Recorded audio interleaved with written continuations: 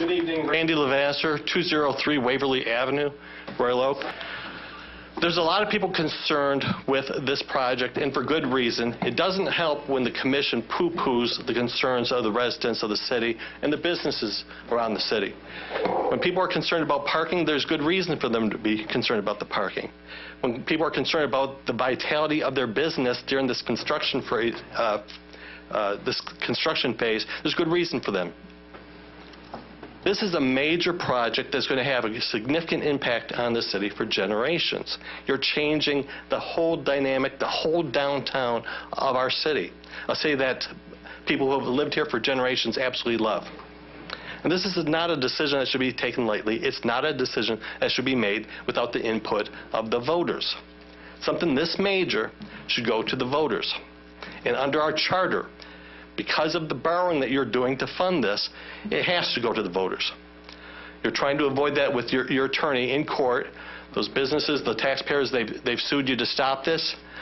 Your attorney is trying to avoid giving the voters a chance to vote on this by getting around the charter. That's not what the charter's for. That's not what this body should be doing. You should be honoring the charter. It's the governing document that the voters gave you, saying this is how we want to proceed with our city.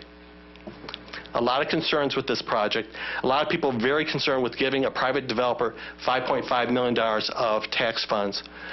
A lot of people concerned with giving this developer a public piece of property, very valuable piece of property that's worth anywhere from $1 million to $3 million. A lot of people concerned with spending $56 million on new public facilities. That's a lot of money. When you add it all up, it's more than $2,000 per household in this city.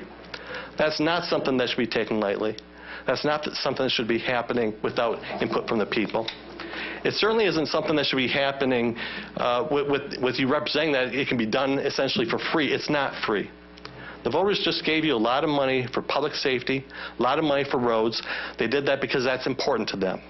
And it's a slap in their face to now say, hey, we had to go to you because we couldn't afford to pay for these most vital services, but somehow we have all this money to give to a private developer and to spend on new government digs. That's not right.